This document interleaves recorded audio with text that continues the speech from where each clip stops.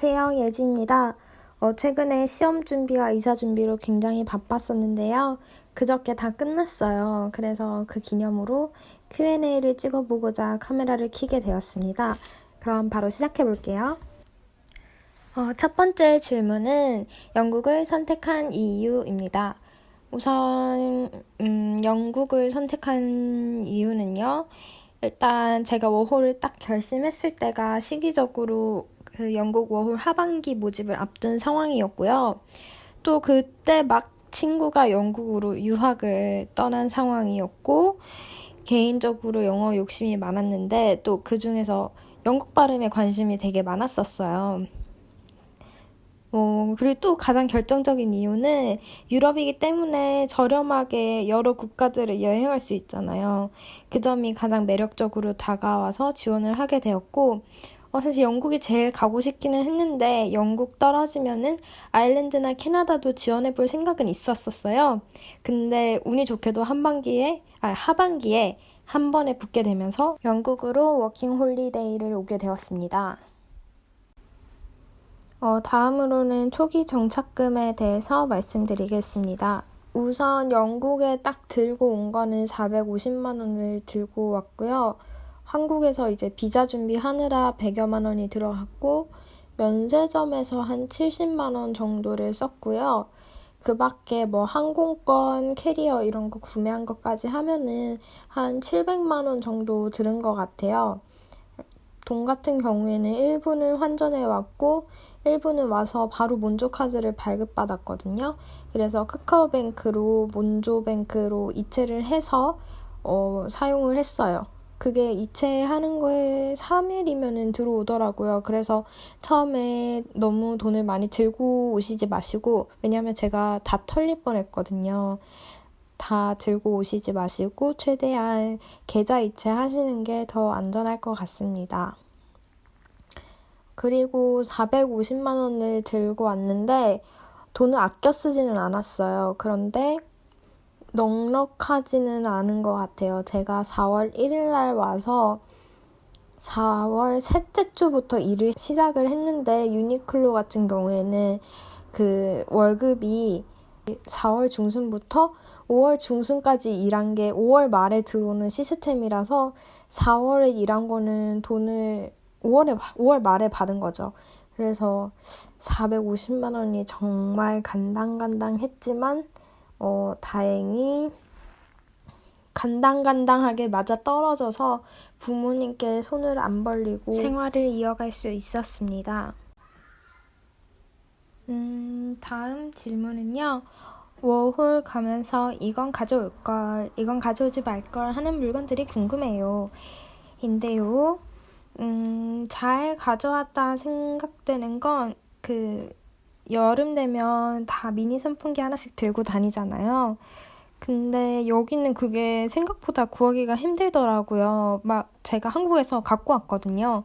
들고 다니면 다 이거 어디서 샀냐고 막 물어보고, 여기 사람들은 그 수동으로 돌리는 미니 선풍기 있잖아요. 그거 되게 많이 들고 다니고, 그리고 그 보조 배터리에 꼽아 쓰는 작은 미니 선풍기 있거든요. 저 그런 거 들고 다니는 사람밖에 못 봤어요. 한국 사람들이 누구나 가지고 있는 그런 거는 진짜 들고 다니는 사람 거의 못 봤고요. 여기는 여름에 지하철이랑 버스에서 에어컨이 안 나와요. 그래서 진짜 더운데 그때 너무 유용하게 잘 썼고, 또 런던의 여름은 한국 여름처럼 그렇게 덥지가 않아가지고 그냥 집에서도 이 선풍기로도 충분하더라고요. 화장할 때나 이럴 때. 그래서 저는 하나 사서 오시는 걸 추천을 드리고, 이건 가져오지 말 걸 하는 물건은 사실 없는 것 같아요. 왜냐하면 한국에서 갖고 오면 결국은 여기서 돈을 아끼는 셈이니까 후회는 안 되는데, 사실 생각보다 여기 없는 게 없어요. 옷 같은 경우에도 제가 막 한국에서 찾아볼 때는 여기 옷 너무 이상하다, 막 투머치다, 막 이런 블로거들이 써주신 글들을 좀 봤어가지고 옷을 좀 많이 갖고 온 편이긴 한데, 막상 와서 보니까 예쁜 옷들이 너무 많은 거예요. 특히 아르켓, 뭐 에나더 스토리즈, 코스 이런 데 가면은 네, 예쁜 거 정말 많아요. 그래서 옷 같은 경우에도 혹시나 예쁜 옷이 없을까봐 챙겨 오시는 거라면 굳이 그렇게 많이 챙겨 오시지 않아도 될 것 같습니다. 다음 질문은 집값입니다. 제가 예전에 살던 제일 첫 집이죠. 캐나다 워터에 위치한 그 집은 빌 포함해서 613파운드였고 한 달에 한 번씩 청소를 해야 돼요. 집 청소를. 근데 그 집 청소를 하면 50파운드를 깎아줘서 563파운드가 되는 거거든요. 근데 그게 막 가끔씩 내가 이번 달에 청소했어. 그러니까 너 이번 달에 그냥 청소하지 말고 돈으로 내. 막 이럴 때가 있었어요. 그게 좀 스트레스였고 그래도 613파운드는 딱 한 번 냈고 563파운드로 살았습니다. 그리고 이 집에 오기 전에는 스위스 코티지 트윈룸에서 잠시 머물었는데 그 집은 주에 90파운드였고요. 그리고 지금 이제 친구들이랑 집 하나를 통째로 빌려서 같이 사는데 이 집은 일단 베드룸 4개에 가격은 빌 빼고 2,100파운드고요. 저희가 이제 방 크기별로 가격을 정했어요. 그래서 저는 빌 포함해서 한 달에 한 580파운드를 내게 될 것 같고 한화로 했을 때 한 85만 원을 내는 거죠, 한 달에. 근데 뭐 이 정도면은 사실 많이 주고 사는 편은 아니고요. 집이 중요하신 분들은 보면은 700파운드 넘게 주고 사시는 분들도 있어요. 그리고 뭐 지역 같은 경우도 질문을 되게 많이 주시는데 저는 일단 제가 살아봤던 쇼디치, 스위스 코티지, 캐나다 워터 모두 다 추천을 드리고요. 그리고 제가 스트래포드라는 역 근처에서 사는데 지금은 스트래포드 역 근처에 집을 구하시는 것도 굉장히 좋은 것 같아요. 여기랑 웨스트필드랑 바로 붙어 있는데 안에 정말 없는 게 없고 그리고 또 거기서 일을 구하게 되면은 교통비가 안 들어가니까 좋은 것 같아요. 일단 뭐 한국인이 많이 사는 유명한 그런 지역들 있죠. 스위스 코티지 뭐 이런 데는 살기는 정말 좋은데 싸고 좋은 집을 구하기가 많이 힘들어요. 그래서 발품을 굉장히 많이 팔아야 합니다. 그러면 바로 다음으로 집 구하는 꿀팁에 대한 답변을 드리겠습니다. 근데 솔직히 저는 운이 좋았던 것 같아요. 집 구하는 게 많이 보는 것도 정말 중요한데 뭔가 그 타이밍과 이런 것들이 딱 맞아 떨어져야지. 그래서 집 같은 경우에는 그 두 번째로 살았던 스위스 코티지 단기방 빼고는 스페어룸으로 구했고요. 왜냐하면은 영사라고 한인 커뮤니티가 있는데 일단 집값이 대부분 비싸요. 그리고 플랫메이트들이 한국 사람이라서 뭐 그런 게 싫다 하시는 분들은 피하는 게 좋을 것 같고요. 에이전시는 우선 아예 갈 생각이 없었어요. 왜냐면 일단 영어에 자신감이 없었고 또 뭐 계약 기간이 짧은 경우에는 뷰잉도 안 시켜주고 그냥 바로 들어가라고 하는 경우도 있고 막 이것저것 복잡한 거 싫어가지고 일단 에이전시는 아예 가지도 않았고 꿀팁 저는 일단 스페어룸은 추천드리는 편이고요. 눈팅을 많이 해야죠. 저는 정말 올라오는 글 다 본 것 같아요. 그리고 이제 이렇게 검색하고 알아보고 직접 다니다 보면은 나는 여기서 살고 싶다 이런 지역이 생기거든요. 그러면 그런 지역을 좀 추려가지고 조금 더 구체적으로 검색을 다양하게 해보시는 게 좋을 것 같아요. 저도 처음에는 그냥 런던 존 1, 존 2 막 이런 식으로 뭉뚱거려 검색을 했었는데 좀 제가 다녀보니까 캐나다 워터랑 스위스 코티지 쪽이 마음에 들어가지고 그 뒤로는 뭐 캐나다 워터 쪽은 S216 이런 식으로 검색하고 스위스 코티지 같은 경우는 NW8 이런 식으로 좀 더 구체적으로 검색을 했었거든요. 그랬더니 조금 더 많이 나오는 것 같고, 이 NW SE 이런 게 그 포스트 코드 앞자리인데, 어디를 갔는데 이 지역이 마음에 들어. 그러면 구글맵에 뭐 근처에 있는 아무 상점이나 찍으면은 그 포스트 코드가 뜨잖아요. 그 앞에 두세 자리, 세네 자리가 그 세네 자리를 검색을 하시면 돼요. 저는 이렇게 하니까 뭔가 좀 더 다양하게 나오는 느낌이었고, 그리고 스페어룸에 보면은 필터 기능이 있어요. 근데 이 필터를 또 잘 활용하시면 좋은데 저는 일단 에이전시 싫어서 에이전시는 제외하는 걸로 설정을 했고, 또 처음에는 사실 빌 포함 600파운드 이런 식으로 해서 이런 식으로 필터를 설정을 해놨었는데 보니까 무조건 그게 답은 아니더라고요.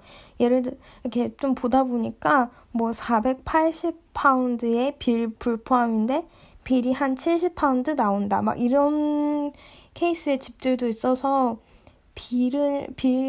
인클루디드 빌은 체크를 안 하셔도 될 것 같고, 그리고 보면은 가끔 가다가 주말만 가능한 집, 월요일부터 금요일까지만 가능한 집, 이런 집도 있어가지고, 월요일부터 일요일까지, 아마 그 옵션 중에서 그걸 선택하는 옵션도 있을 거예요. 그거를 선택하고 검색하시면 더 좋을 것 같습니다.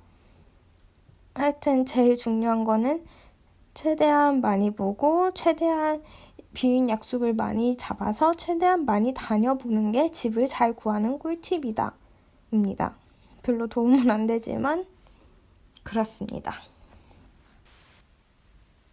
다음으로는 플랫 생활의 장단점에 대해서 이야기해 보겠습니다. 플랫 생활 보통은 혼자 사시는 분은 거의 없고 아마 낯선 이와 함께 쉐어를 하게 되실 텐데 장점은 아무래도 다른 사람들이랑 살다 보니까 새로운 사람들을 만날 수 있고 또 같이 사는 사람들이 잘 맞는 경우에는 막 대학교, 고등학교 기숙사 생활 하듯이 재미있게 지낼 수 있기도 하고 또 진짜 친구를 사귈 수도 있지요. 그런데 단점은 사실 저 같은 경우도 그렇긴 한데 집에서는 그냥 밖에서는 친구들이랑 어울려도 집에서는 좀 혼자 있고 싶고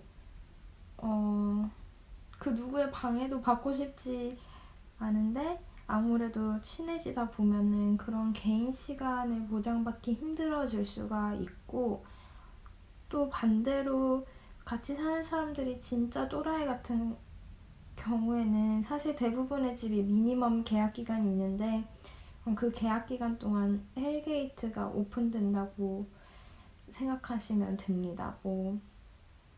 플럼메이트가 굉장히 시끄러울 수도 있고 굉장히 더러울 수도 있는데 그 미니멈 기간 동안에는 그냥 꼼짝없이 그걸 감안하면서 살아야 되는 거예요. 그래서 그게 아마 단점이 될 것 같고 그리고 제가 친구들이랑 집을 구해서 살게 된 이유기도 한데 플랫쉐어의 특성상 뭔가 공용 공간을 굉장히 편안하게 내 집처럼 쓰기는 힘든 것 같아요. 화장실도 되게 신경 쓰이고 부엌 같은 경우에도 먹고 바로 치워줘야 되고 약간 이런 점이 내 집처럼 편하게 못 산다?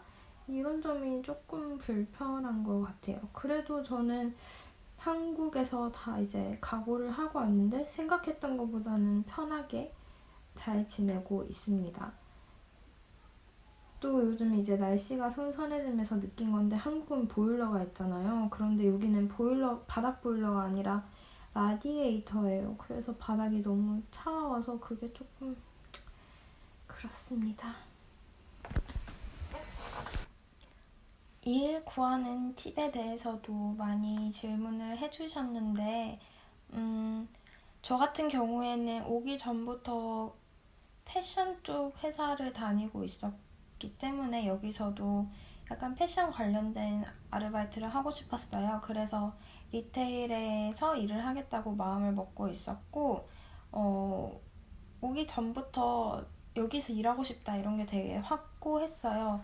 저 같은 경우에는 아르켓이나 에나더 스토리즈, 코스, 뭐 안 되면 유니클로 이런 데서 일을 해야지 생각을 하고 왔고, 그래서 뭐 에나더 스토리즈, 코스, 아르켓 같은 H&M 계열사는 온라인 그 사이트가 따로 있어요. 커리어 페이지. 자기네들 커리어 페이지가 따로 있어서 거기서 공고를 보고 지원하시면 되고, 유니클로도 자기네들 페이지가 있는데 좀 찾기가 힘들어서 저는 그냥 인디드라는 영국 구직 사이트에서 유니클로를 검색해서 지원을 했고요. 어바나 피터스는 유니클로도 받아주기는 해요. 하여튼 유니클로랑 어바나 피터스는 오프라인으로 CV를 제출했습니다. 직접 매장에 가서 제출을 했고, 연락은 유니클로가 제일 빨리 오고요. 그리고 H&M 계열사들, 뭐 아르켓 이런 데가 연락이 제일 늦게 옵니다. 어바나 피터스는 한 1, 2주 걸렸던 것 같아요. 일단은 팁이라면은 한국에서 유관 경험이 있으면은 좀 뻥튀기해서 쓰시는 걸 추천드리고, 관련 경험이 있으면은 확실히 유리한 것 같긴 하거든요. 면접 볼 때도 할 말이 조금 더 생기기도 하고, 또 막 이제 합격을 해서 일을 시작해도 훨씬 수월하더라고요. 그래서 혹시 뭐 영국 와서 나는 카페에서 일을 하고 싶다 이러면은 한국에서 짧게라도 카페 아르바이트 경험을 하시고 오면은 일 구하기도 수월하고, 이제 일을 구하고 일을 다니면서도 훨씬 더 수월하게 적응을 하실 수 있을 것 같아서 미리 한번 일 경험을 한국에서 하시고 오는 걸 추천드리고요. 런던에서 일 구하기가 쉽다, 런던에 일자리가 널렸다, 막 이런 글을 되게 많이 봤는데, 주위를 보면은 그렇게 막연히 쉽지는 또 않은 것 같아요. 운도 따라줘야 되고, 그것도 또 타이밍이 중요하더라고요. 저 같은 경우에도 왔는데 아르켓이 제일 가고 싶었는데 사람을 안 뽑는 거예요. 그래서 어쩔 수 없이 유니클로에 지원하고, 이제 유니클로 합격 전화가 왔을 때 아르켓에 막 공고가 올라왔어요. 그런데 저는 또 돈을 많이 갖고 오지 않아가지고 어쩔 수 없이 유니클로에 바로 들어가게 됐고, 아르켓은 한 3주 뒤에 연락이 오더라고요. 면접 보러 오라고. 그래서 그런 거를 다 감안을 하셔야 됩니다. 바로 연락 오는 데는 많지 않다. 그리고 그래서 NI 넘버 발급받기 전에도 지원을 하시는 게 좋을 것 같아요. 저 개인적인 생각으로는 뭐 면접을 보러 갔는데 NI 넘버가 없어서 안 된대 이러면 그래도 면접 경험을 해볼 수 있는 좋은 기회잖아요. 그렇게 긍정적으로 생각하면서 혹시나 돈이 빠듯하신 분들은 오자마자 바로 지원을 해보시는 거를 추천을 드리고요.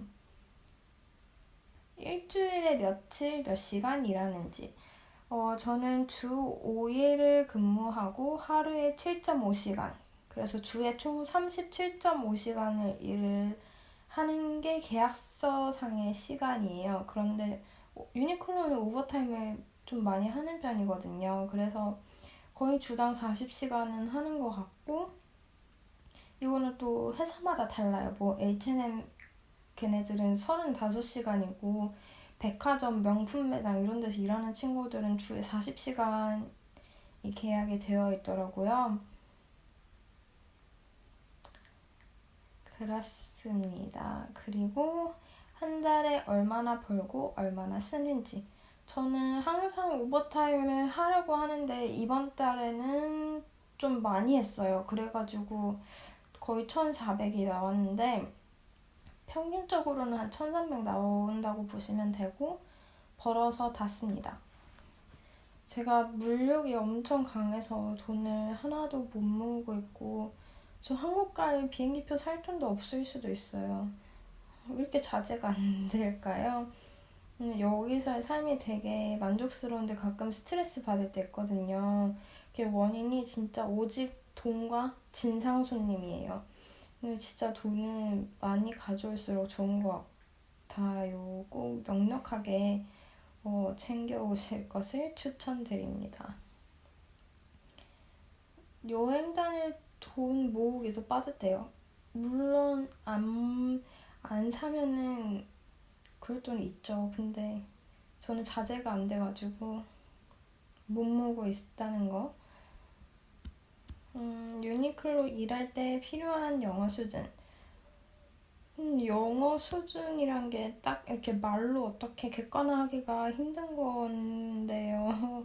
그거라 어떻게 말을 해야 될지 모르겠는데, 저의 수준을 말씀을 드리자면, 일단 시험 성적을 말씀드리자면, 저는 토익 950에 토스 7이 있고, 오픽은 IM2가 있어요. 이게 저가 이 영어 공부, 시험 공부는 잘 하는데, 오픽 점수를 보시면 아시겠지만, 말을 못해요. 말보다는 리스닝이 더 잘 되는 것 같고, 슈퍼바이저가 이거 해 저거 해 하는 정도는 다 알아듣고요.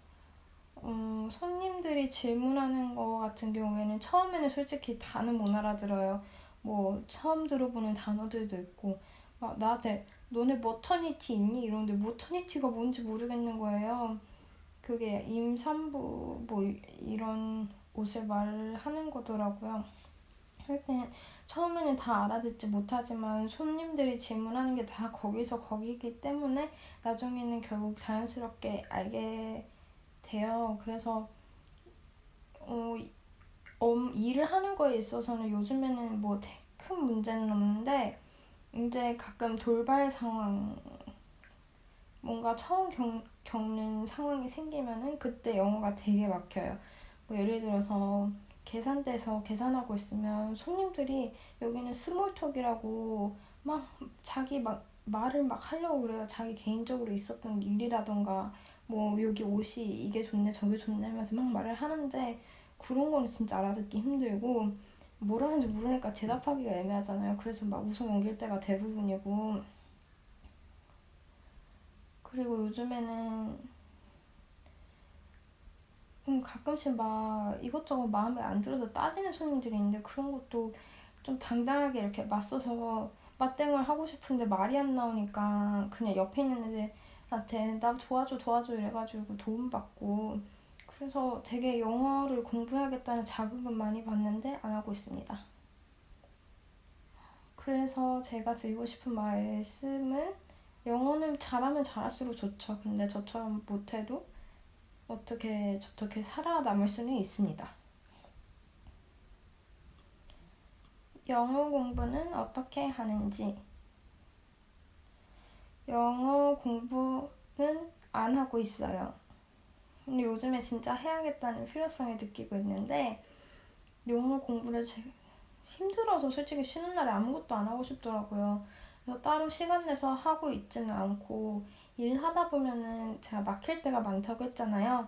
그럴 때마다 옆에 있는 친구들한테 이런 상황에서는 말을 어떻게 해야 돼? 라고 그때그때 질문을 하고 그거를 내 걸로 만들려고 노력해요. 그래서 처음엔 저희 지하가는 계단이 잘 안 보여 숨어 있어가지고 손님들이 진짜 많이 물어보는데 처음에는 계단 저기 벽에 붙어 있어 이 말조차도 영어로 어떻게 해야 되는지 모르겠는 거예요.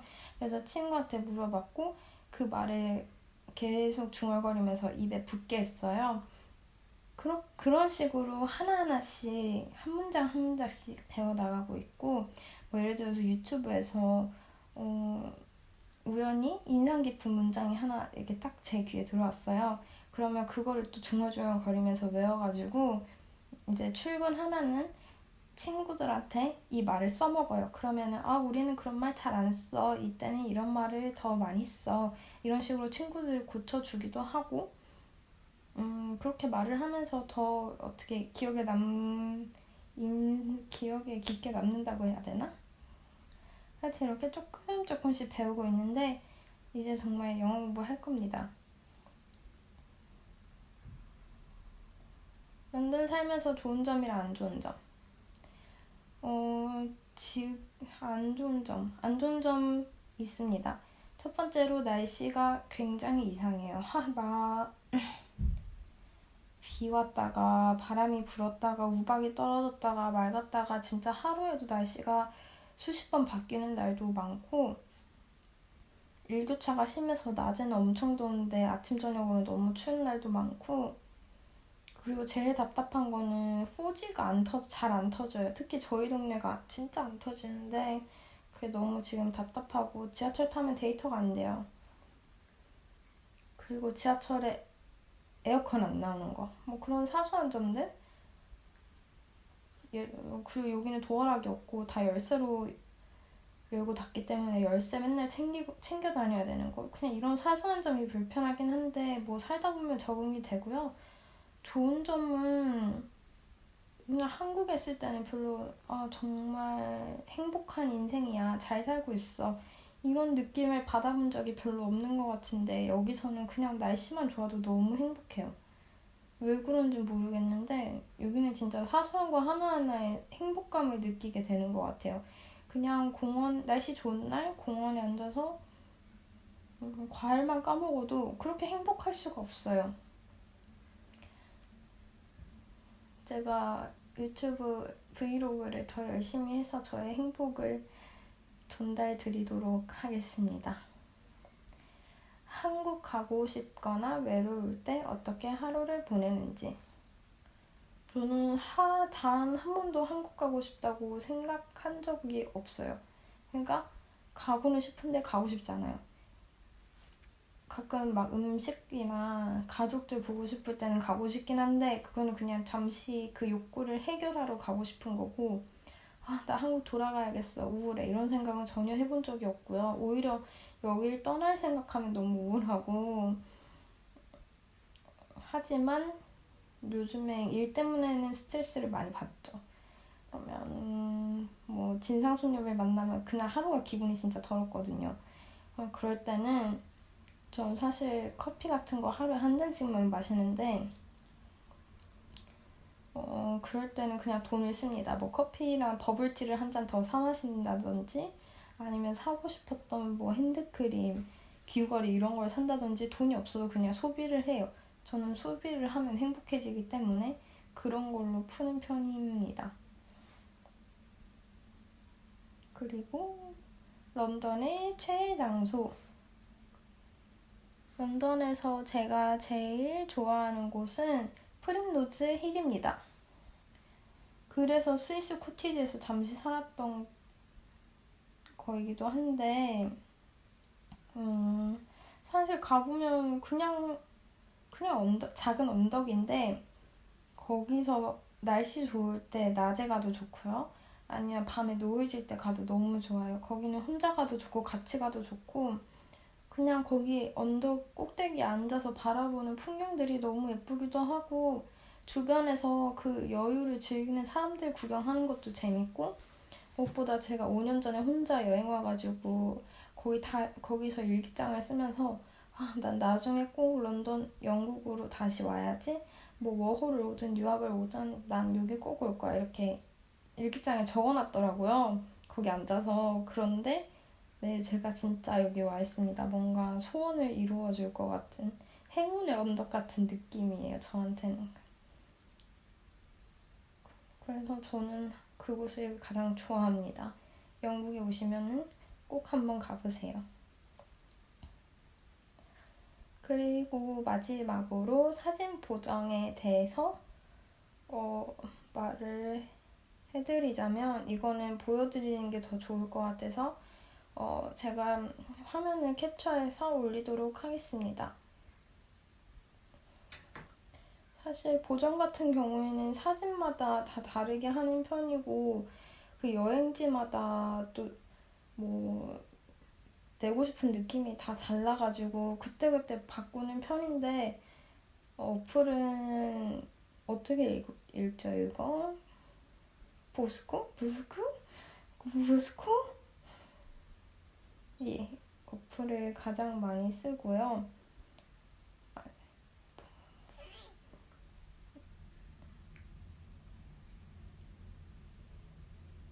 어플 같은 경우에 저는 보통 여행 사진 같은 경우에는 좀 보정해서 올리고 싶더라고요, 빈티지하게. 그래서 이 어플을 사용해서 보정을 하는 편이고요. 그 느낌 같은 경우 항상 이렇게 하는 건 아니고 여행지마다 다 다르게 하는 편이고요. 이것저것 누르면서 뭔가 제일 잘 어울리는 걸 찾고 하는 편이에요. 뭔가 일괄적으로 이렇게 저렇게 하는 건 없어서 그냥 여러 가지를 만져보면서 본인 취향에 맞게 하시면 될 것 같고, 일상 사진은 사실 거의 보정을 안 하고요. 그냥 인스타 사진 올릴 때 이것저것 조금씩 만지는 편이에요. 크게 보정은 하지 않아요.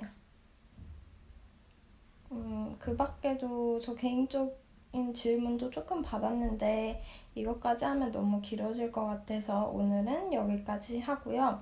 다음에 저의 개인적인 질문은 또 따로 모아서 Q&A를 만들어 올리도록 하겠습니다. 질문 보내주신 분들 모두 너무 감사드리고 항상 봐주셔서 감사합니다. 다음에 또 만나요. 안녕.